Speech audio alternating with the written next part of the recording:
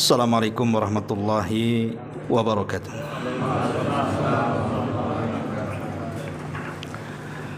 Alhamdulillah wassalatu wassalamu ala Rasulillah wa ala alihi wa sahbihi wa mawalah wa la hawla wa la quwwata illa billahi wa ba'du. Alhamdulillah, kembali kita lanjutkan kajian kita, masih membahas tafsir dari surah An-Nazi'at, dan kita masuk pada ayat 6 dan seterusnya. A'udzubillahi minasyaitonir rajim. Bismillahirrahmanirrahim. Yauma tarjufur rajifatu tatba'uhar radifatu qulubu yawma idzi wajifah absaruha khashi'ah yaquluna inna lamarduduna fil hafirah a idza kunna idhaman nakhirah qalu tilka idzan qarratun khasirah fa innama hiya zajratu wahidah fa idza hum bis-sahirah. Yauma tarjufur rajifah, pada hari ketika tiupan pertama menggoncangkan alam semesta. Tatba'uhar radifah, tiupan pertama itu diiringi oleh tiupan yang kedua.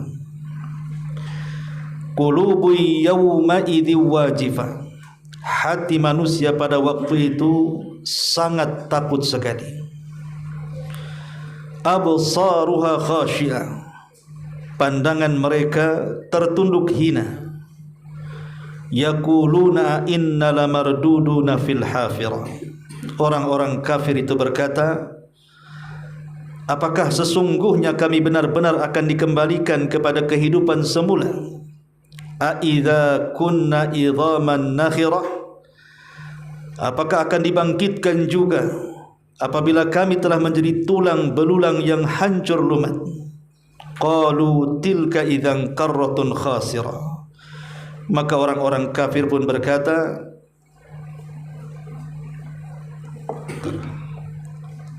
ini kenapa handphone ini? Afwan, inilah kalau mengaji pakai handphone ini jadi tergantung sinyal dia. Qalu tilka idzan qarratun khasirah, mereka berkata, kalau demikian itu adalah satu pengembalian yang merugikan. Fa innama hiya zajratu wahidah, sungguh pengembalian itu hanya satu kali tipuan saja. Fa idza hum bisahirah, maka dengan serta-merta mereka hidup kembali di permukaan bumi. Ma'asyiral muslimin wal muslimat rahimani wa rahimakumullah. Kemarin kita sudah menjelaskan bahwa surah An-Nazi'at ini adalah surah Makkiyah. Di antara tanda kuat bahwa surah-surah itu disebut Makkiyah adalah menceritakan tentang hari kiamat. Jadi kalau ada surat-surat menceritakan tentang hari kiamat, berarti itu alamat bahwa surat itu adalah Makkiyah. Karena kalau Madaniyah itu lebih banyak kepada hukum-hukum ibadah, salat, puasa, zakat, haji, itu semua surah-surah Madaniyah. Lah kemarin kita sudah menjelaskan bahwa Allah Subhanahu wa taala bersumpah dengan para malaikat. Untuk apa sumpah itu? Untuk satu hari yang sangat luar biasa kejadiannya. Itulah yang disebut dengan yaumul qiyamah. Di sini Allah Subhanahu wa taala mengatakan yauma tarjufu ar-rajifah, sesungguhnya kamu akan dibangkitkan pada hari ketika tiupan pertama menggoncang alam semesta. Tatba'uha ar-radifah. Tiupan pertama itu lalu diiringi oleh tiupan yang kedua. Dua ayat ini menceritakan tentang tiupan sangkakala Israfil. Dalam sebuah hadis dari Abdullah ibn Amr ibn As, seorang sahabat pencatat hadis terbanyak Nabi SAW. Kalau Abu Hurairah radhiyallahu an hafalannya, tapi kalau Abdullah ibn Amr ibn As ini tulisannya.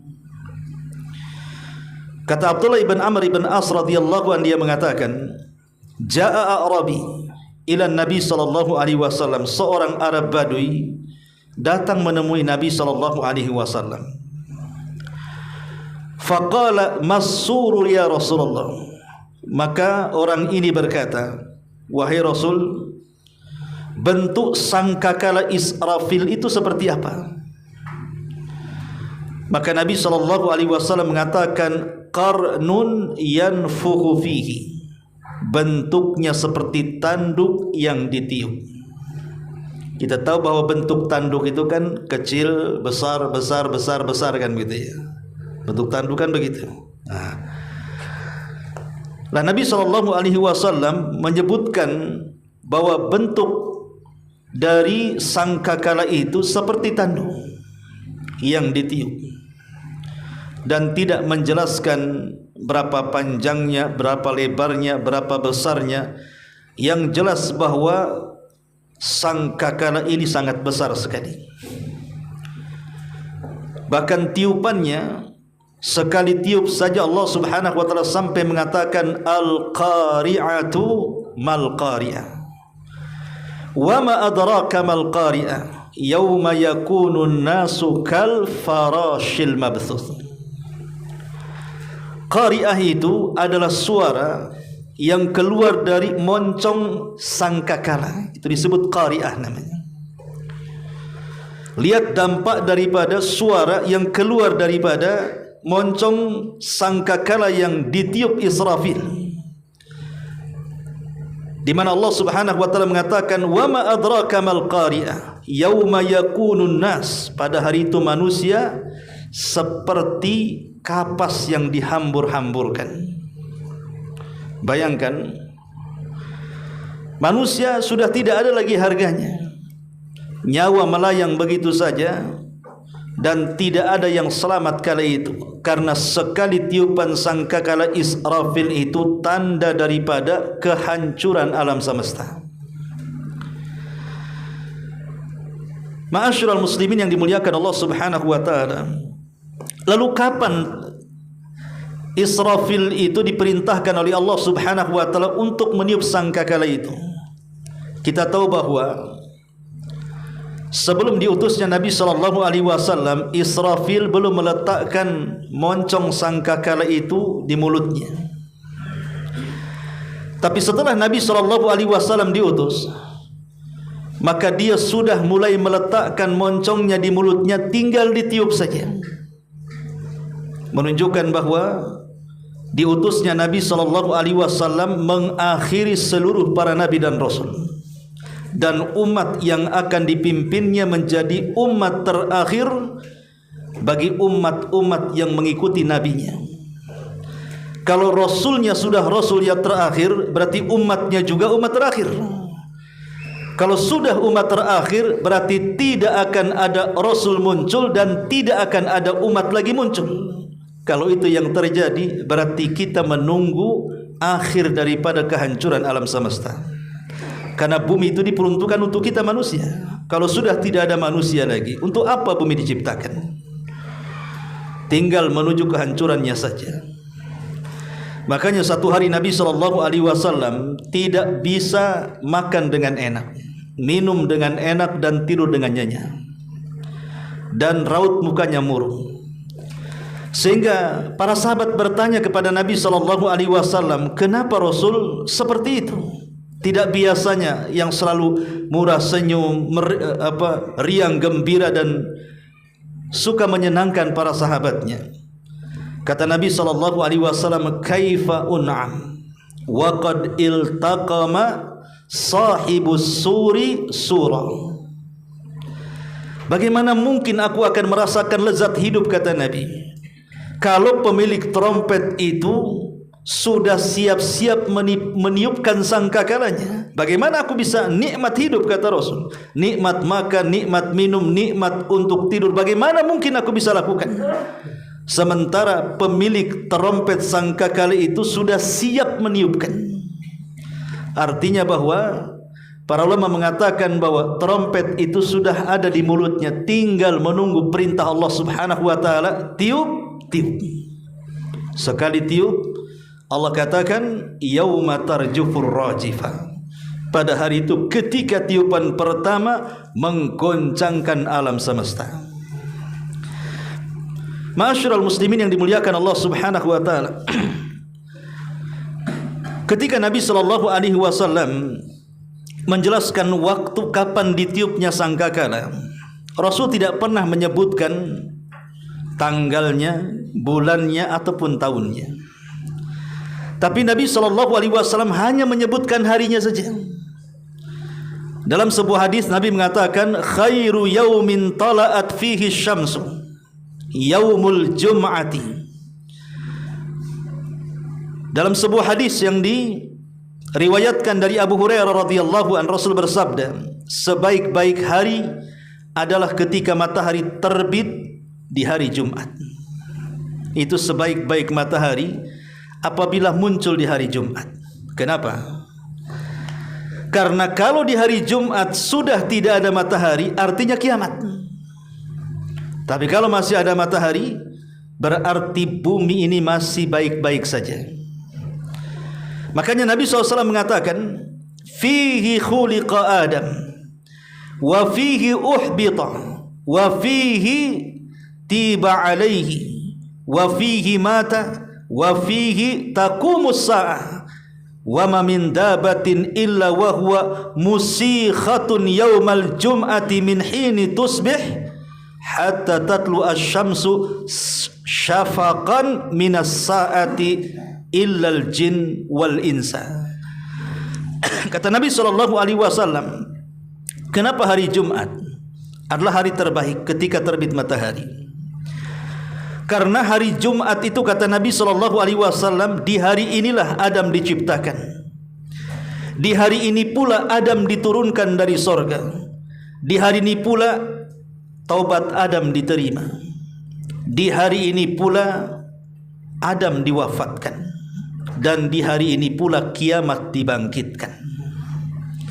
Dan tidak ada binatang melata satupun kecuali mereka menunggu pada hari Jumat sejak subuh sampai terbit matahari, karena mereka takut akan datangnya kiamat, kecuali jin dan manusia yang mereka tidak paham sinyal-sinyal ini.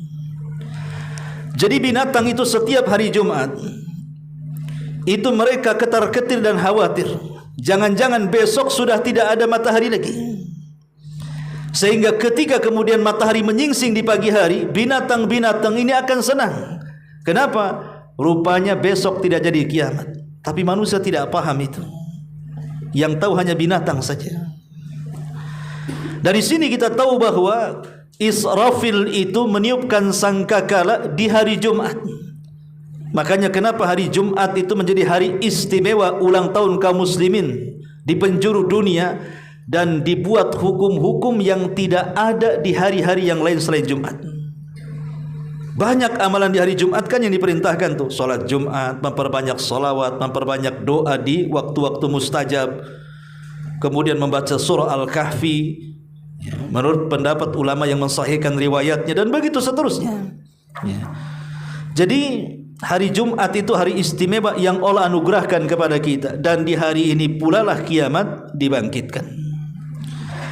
Tentang masalah tiupan sangkakala, ulama memang berselisih pendapat tentang tiupan sangkakala ini. Ada yang mengatakan bahwa tiupan sangkakala ini ditiup hanya 2 kali saja. Jadi Israfil itu hanya meniup sangkakala 2 kali tiupan saja. Dan inilah yang diambil oleh pendapat Abdullah ibn Abbas, kemudian pemimpin para tabi'in Hasan al-Basri, kemudian seorang ahli tafsir terkemuka Qatadah ibn Di'amah, dan juga Al-Qurtubi serta Imam Al-Hafidh Ibnu Hajar Al-Asqalani rahimahullahu taala, mereka mengatakan bahawa tiupan itu cuma 2 kali saja. Adapun tiupan yang pertama itu disebut nafkhatu faja was-sa'q. Artinya tiupan kejutan sekaligus tiupan kematian. Terkejut kemudian mati. Ya. Adapun tiupan yang kedua adalah nafkhatul ba'ts. Tiupan yang membangkitkan seluruh manusia yang mati.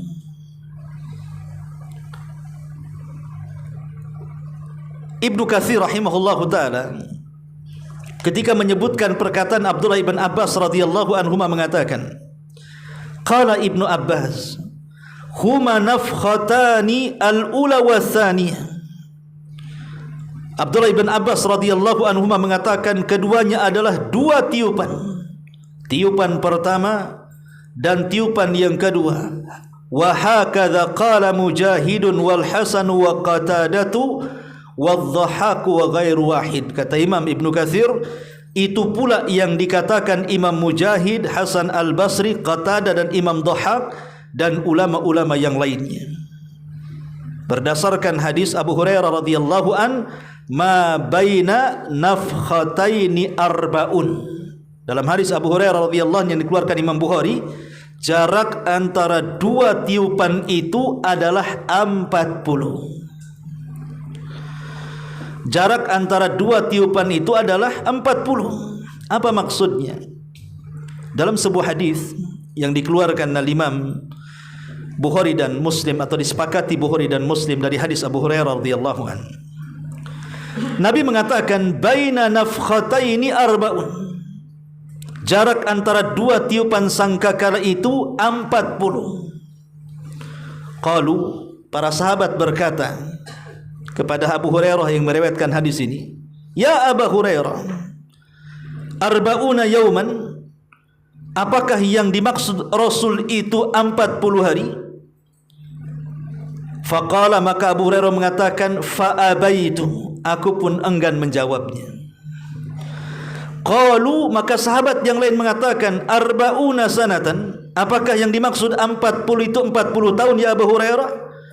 Abu Hurairah mengatakan, fa'abaitu, aku pun enggan menjawabnya. Qalu, mereka berkata lagi, arba'una syahran, apakah 40 bulan wahai Abu Hurairah? Qala, Abu Hurairah mengatakan, fa'abaitu, aku pun enggan menjawabnya. Seolah-olah Abu Hurairah ingin katakan, ya bisa 40 hari, bisa 40 tahun, bisa 40 bulan, karena Rasul tidak menyebutkan itu, hanya menyebutkan kalimat 40. Jadi ada banyak kemungkinan. Bisa 40 hari, bisa 40 bulan, bisa juga 40 tahun jarak tiupan pertama dan kedua itu. Kemudian Abu Hurairah radhiyallahu melanjutkan hadisnya, wa yabla kullu syai'in minal insan illa ajabudz dzanabi fihi yuraqqibul khalq thumma yunzilullahu minas sama'i ma'an fayambutuna kama yambutul baqalu. Kemudian Abu Hurairah melanjutkan hadisnya, dia mengatakan, semua bagian manusia saat tiupan 40 itu semua akan hancur binasa, tidak ada yang tersisa. Kemudian kata Abu Hurairah, kecuali 1, tulang ekor manusia itu tidak akan dihancurkan dengan tiupan ini. Padahal dampak tiupan ini kita bisa lihat, laut tertumpahkan ke daratan, gunung-gunung bisa hancur seperti kapas yang berterbangan, bumi yang kokoh digempakan sekali gempa, tidak ada satupun bangunan kecuali robohkan. Bahkan dampak tiupan ke langit juga, bintang-bintang bisa roboh, langit bisa pecah dan belah. Bahkan malaikat semua mati, malaikat makhluk yang kuat semua mati, jin juga mati, apalagi manusia. Makanya wajar kalau seandainya di sini dikatakan dan semua bagian manusia akan hancur total. Tetapi Allah takdirkan ada makhluk yang tidak akan hancur saat kiamat. Apa itu? Tulang ekor manusia. Karena ada Imam Al-Barbahari, kalau tidak salah dalam kitabnya Syarhus Sunnah, menyebutkan 7 makhluk atau 8 makhluk yang tidak akan hancur saat kiamat. Salah satunya sorga neraka, kemudian aras, kemudian kursi, kemudian ruh, kemudian tulang ekor, dan saya lupa, pokoknya ada sekitar 7 atau 8 makhluk yang tidak akan hancur saat kiamat. Lah salah satunya adalah tulang ekor manusia. Kenapa tulang ekor manusia tidak hancurkan? Walaupun seandainya manusia itu dikremasi lah, dibakar sampai jadi abu gitu kan, tulang ekor itu tidak akan hancur. Walaupun mungkin tidak bisa dilihat kecuali oleh alat pembesar, tapi Allah takdirkan itulah satu-satunya dari anggota badan kita yang tidak akan hancur. Alasannya apa? Kata Nabi SAW, dari tulang ekor manusia itulah manusia akan dibangkitkan. Kemudian Allah menurunkan hujan dari langit, lalu mereka tumbuh seperti tumbuhan sayuran. Dalam riwayat, "Tsumma yanzilullahu minas sama'i ma'an fayambutuna kama yambutul baqalu laisa minal insani syai'un illa yabla illa adman wahidan wa huwa ajbudz dzanabi wa minhu yuraqibul khalqu yaumal qiyamah." Kemudian Allah akan menurunkan hujan dari langit, maka mereka pun akan tumbuh seperti tumbuhan tunas sayuran. Tidak ada di badan manusia sesuatu apapun kecuali hancur, binasa, kecuali satu tulang kecil yang disebut dengan tulang ekor. Dan darinya lah akan dibentuk manusia pada hari kiamat, tentu setelah tiupan sangkakala yang kedua. Ya, tapi dari sini kita tahu bahwa jarak kehancuran alam semesta itu adalah saat antara tiupan pertama dan kedua. Disitulah kehancuran total luar biasa yang Allah Subhanahu wa ta'ala banyak menyebutkan di dalam Al-Quran. Bagaimana gunung-gunung dihancurkan, lautan bahkan diluapkan menjadi api, bahkan akan kering, kemudian bumi akan digoncangkan, dan begitu seterusnya. Itu antara 2 tiupan terjadi. Bahkan seluruh makhluk yang diciptakan Allah dari makhluk-makhluk berakal, malaikat, jin dan manusia mati. Bahkan ketika itu Allah Subhanahu wa ta'ala berseru kepada semua makhluk yang sudah dihancurkannya. Allah katakan, limanil mulkul yaum. Sekarang kalian tahu siapa yang berkuasa hari ini. Itulah yang Allah isyaratkan dalam surah Al-Fatihah, Maliki Yaumiddin, raja di hari ketika manusia dibangkitkan. Tidak ada raja kecuali Allah Subhanahu wa ta'ala. Limanil mulkul yaum. Sekarang kalian tahu milik siapa kekuasaan ini. Tidak ada yang menjawab. Semua makhluk sudah dihancurkan, sudah dibinasakan, malaikatnya, jinnya, manusianya, sehingga Allah hanya bisa menjawab sendiri dan mengatakan, lillahil wahidil qahar. Kekuasaan ini milik zat yang satu, yang maha perkasa lagi maha kuat luar biasa. Itulah Allah Subhanahu wa ta'ala.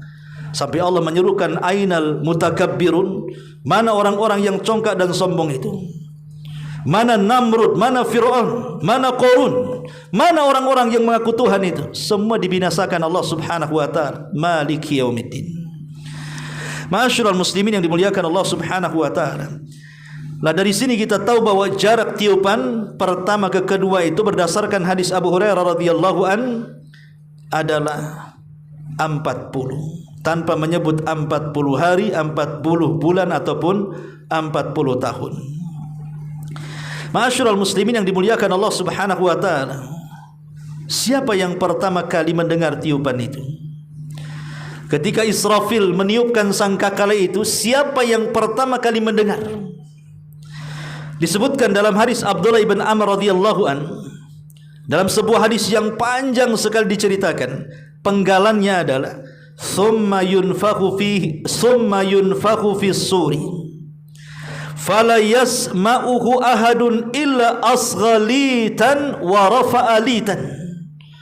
Qala wa awwalu man yasma'uhu rajulun yalutu hawdha ibilihi Qala fayas'aku wa yas'akun nas thumma yursilullah aw qala yunzilullahu mataran ka'annahu tallu awidhallu. Nu'man, ya, rawi hadis asyak, fatambutu minhu ajsadun nasi thumma yanfukhu fihi ukhra fa idahum qiyamun yanzurun.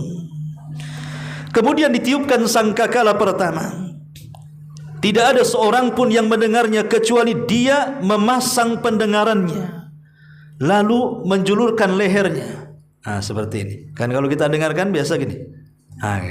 Ya. Kata Nabi SAW,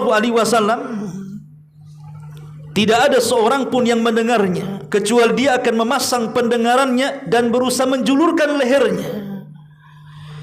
Beliau bersabda, maka orang yang pertama kali mendengarnya adalah seseorang yang tengah memperbaiki telaga untanya, kolam unta untuk minum itu.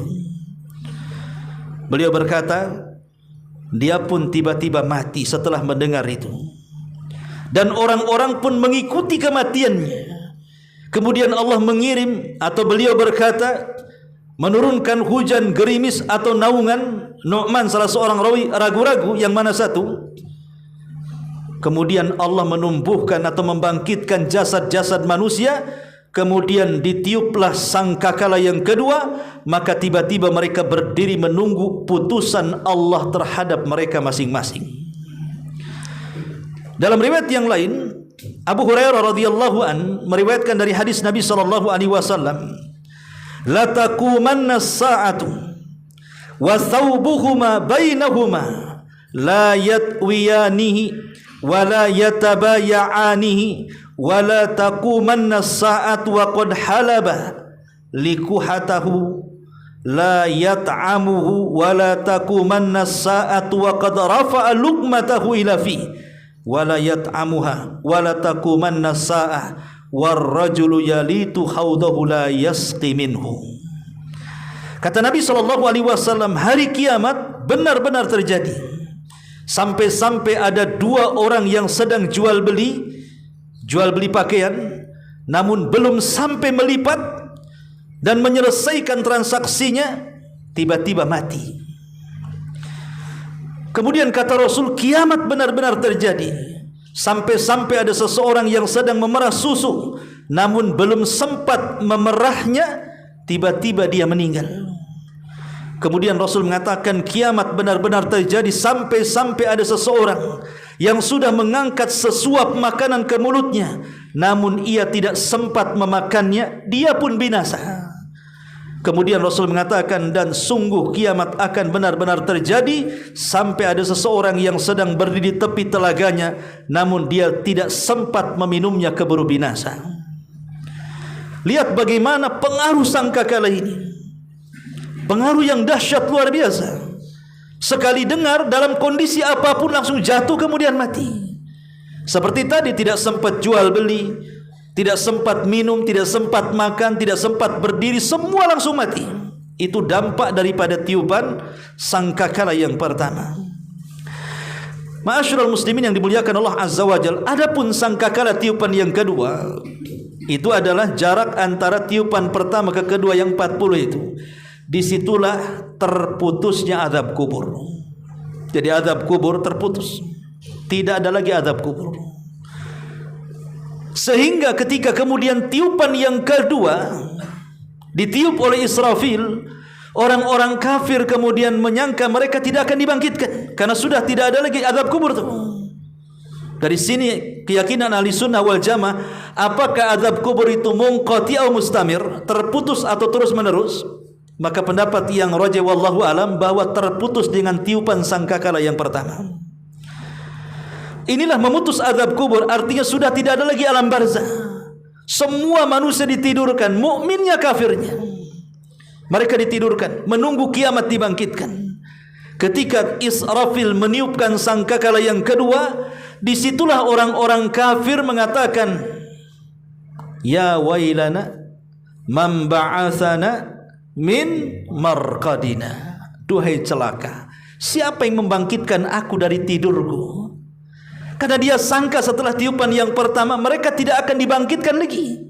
Mereka akan terus ditidurkan. Mereka sudah istirahat menurut keyakinan mereka. Tapi tatkala Allah perintahkan Israfil untuk tiupan yang kedua, rupanya mereka tidak berakhir sampai di situ. Rupanya ada kehidupan setelah alam barzah. Itulah yaum al-akhirah. Makanya mereka mengatakan, ya wailana man ba'atsana mim marqadin. Duhai celaka, siapa yang membangkitkan aku dari tidurku ini? Tetapi orang-orang yang beriman, mereka sangat senang dengan kehidupan akhirat, dan mereka pun mengatakan, hadza ma wa'adar rahman wa sadaqal mursalun. Ini semua janji dari Allah. Rupanya benar ucapan para nabi itu. Ucapan para rasul itu rupanya benar. Ya. Ma'asyiral muslimin yang dimuliakan Allah Subhanahu wa taala, ini satu pendapat bahwa tiupan itu 2 kali. Tapi ada yang mengatakan bahwa tiupan sangkakala Israfil itu 3 kali. Itulah yang kemudian dipilih pendapatnya oleh sebagian para ulama, di antaranya Syekhul Islam Ibnu Taimiyah rahimahullahu taala. Jadi Syekhul Islam Ibnu Taimiyah rahimahullahu taala, mereka mengatakan bahwa tiupan sangkakala itu bukan 2 kali, tapi 3 kali. Yang menguatkan ini di antaranya Syekhul Islam Ibn Taimiyah, kemudian Al-Imam Asy-Syaukani rahimahullahu taala, termasuk Ibnul Arabi, pakai lam, Ibnul, bukan Ibnu Arabi. Kalau Ibnu Arabi tokoh sesat. Kalau Ibnul Arabi itu ulama ahli sunnah wal jamaah. Mereka membagi tiupan itu menjadi 3. Tiupan yang pertama, tiupan kejutan. Terkejut semua manusia. Ya. Ada apa ini? Ya.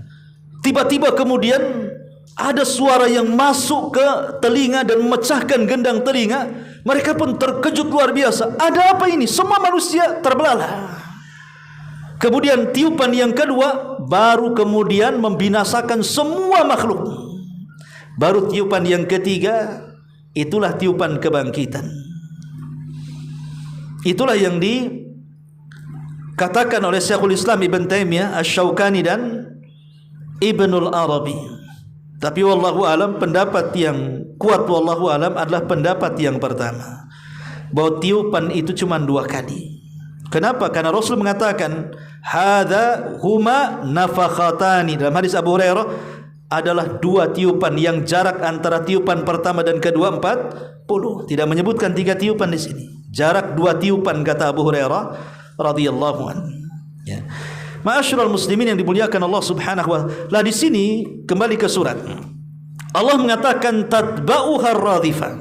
Tiupan pertama itu akan diiringi dengan tiupan yang kedua. Ahli tafsir seperti dikatakan Imam Mujahid,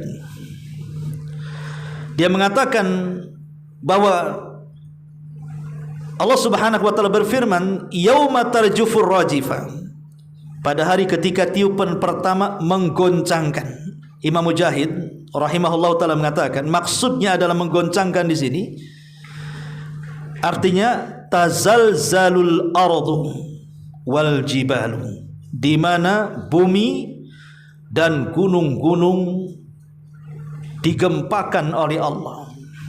Lihat dalam Al-Qur'an, idza zulzilatil ardu zilzalaha. Allah tidak katakan idza zulzilatil ardu zilzalan, tapi Allah mengatakan zilzalaha, ada haknya. Kalau Allah katakan idza zulzilatil ardu zilzalan, apabila Allah Subhanahu wa taala menggempakan bumi ini dengan satu gempa, bisa saja di Jawa Barat gempa, di Batam tidak. Bisa saja di Lombok gempa, Kalimantan tidak. Bisa saja di Indonesia gempa, Malaysia tidak. Bisa saja Malaysia gempa, Amerika tidak.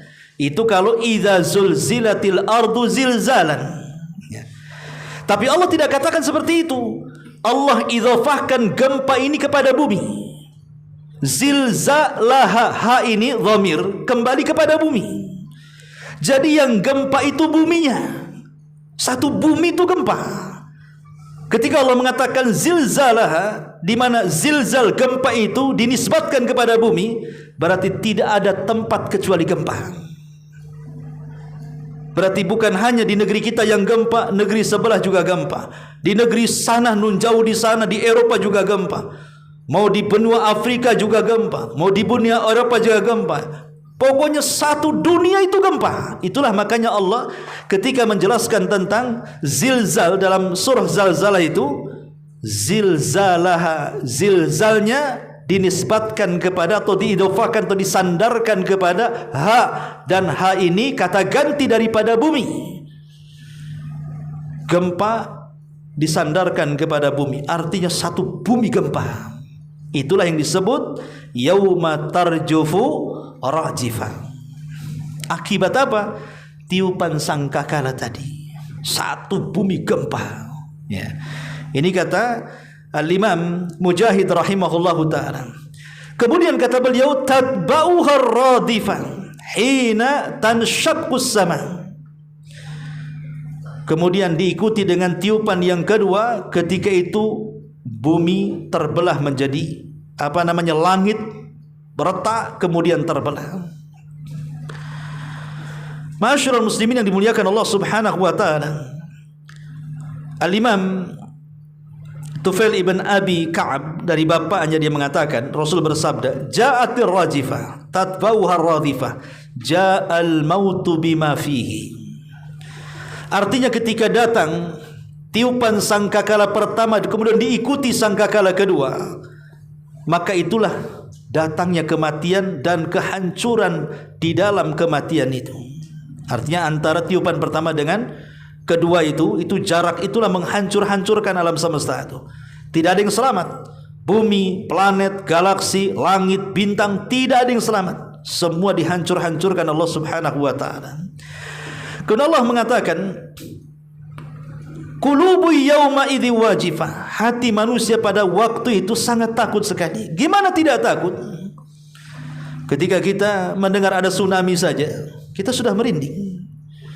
Ketika kita melihat ada tanah bergerak yang membawa bangunan-bangunan dan orang-orang tertimbun di dalamnya, kita sudah terbayang gimana kita kalau yang di situ. Ketika ada gempa yang merobohkan satu kabupaten saja, coba kalau kita yang ada di situ. Ya. Kita sudah dagdug saya waktu di Lombok tuh, itu kan masih kondisinya masih ya, skaliternya kecil memang. Ya. Sama Ustadz Aswad waktu itu kita bawa makanan, ya.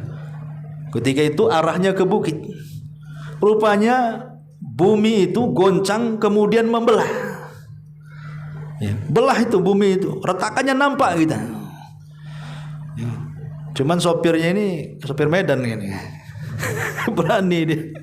Kita nggak terasa, padahal goncangannya kuat sekali. Itu saja sudah ketika kita berhenti, kita tidak berani lagi tuh ngegas tuh. Langsung lama berjam-jam nunggu di situ, baru stabil baru jalan lagi.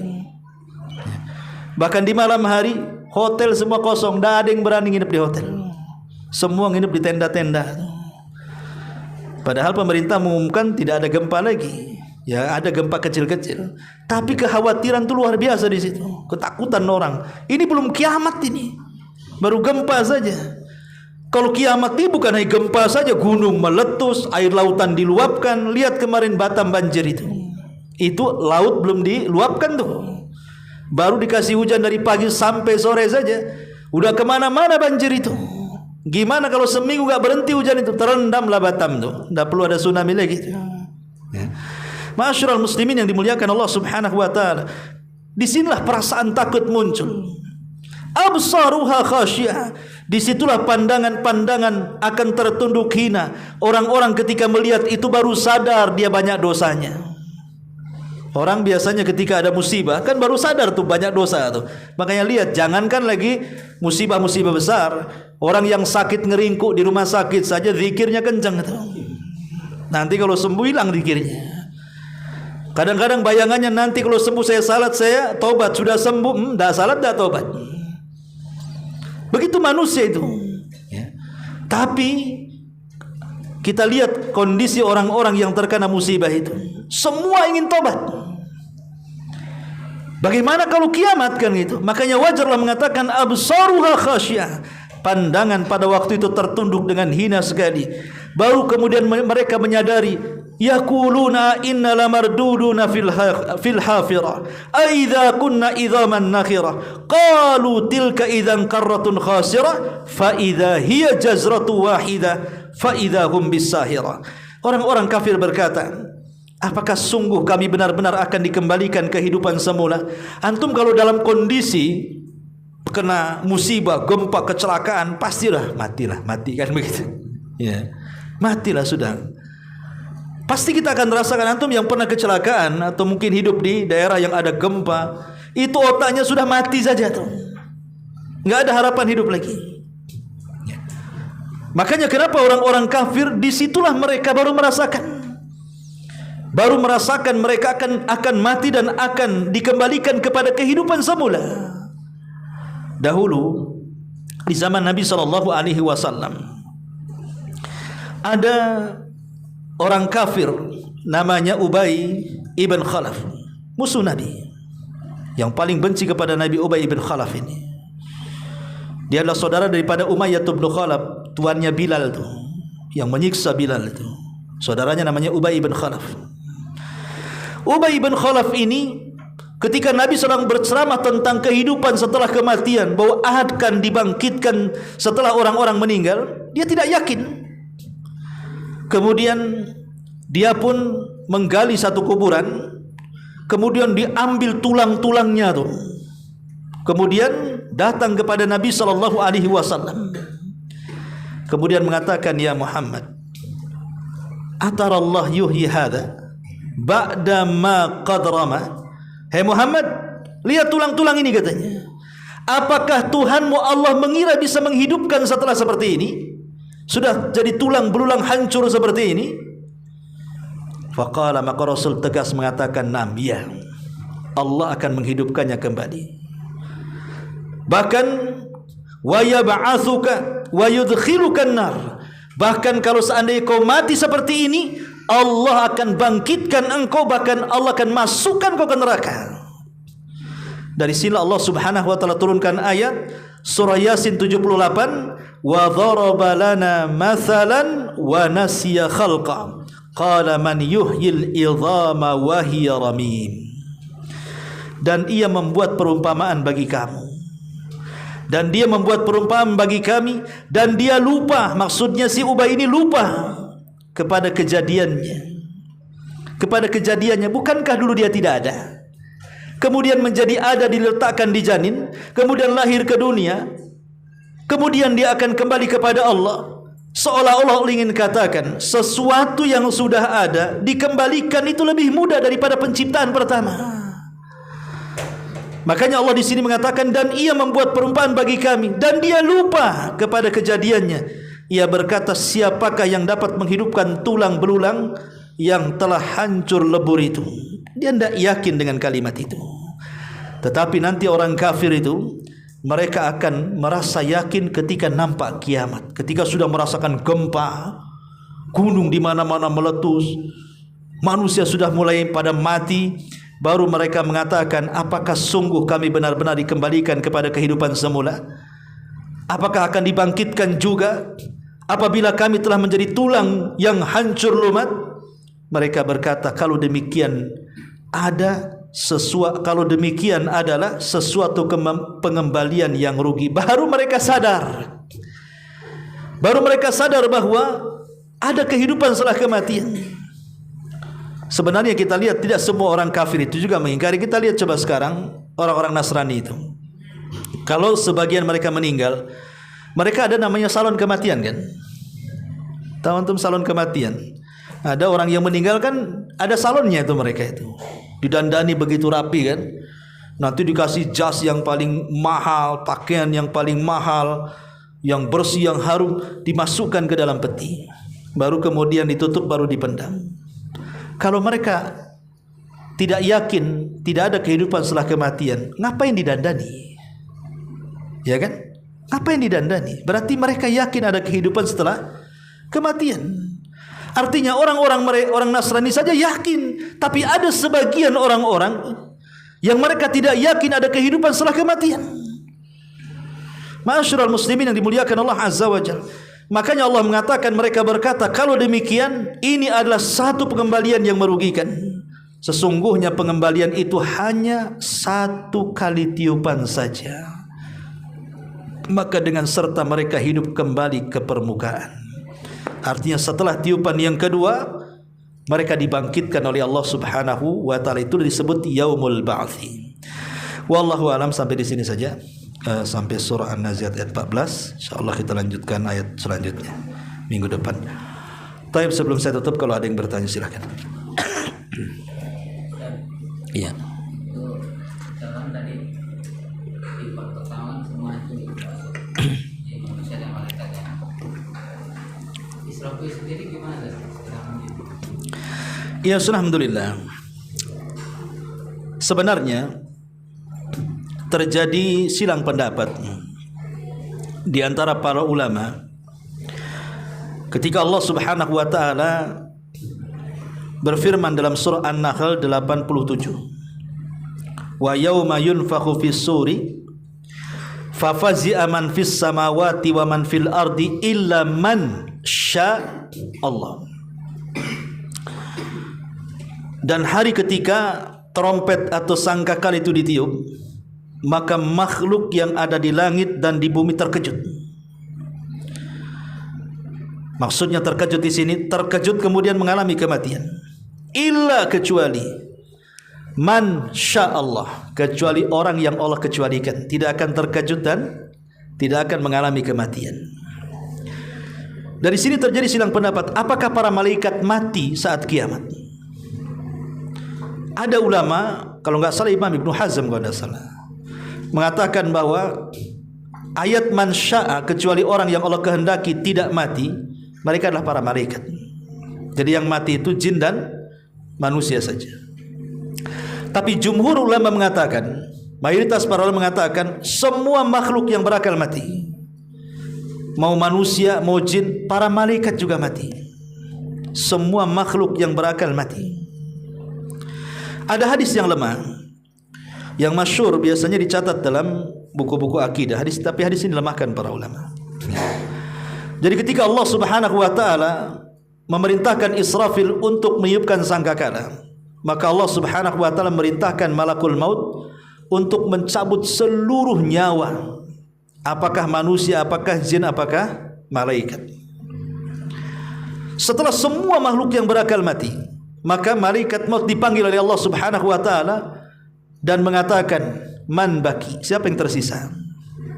Kemudian malakul maut mengatakan, Israfil, Jibril, Mikail dan Israfil, wa abdukal fakir, dan hambamu yang fakir. Ini maksudnya malakul maut, karena ini 4 malaikat ini adalah pemimpin para malaikat.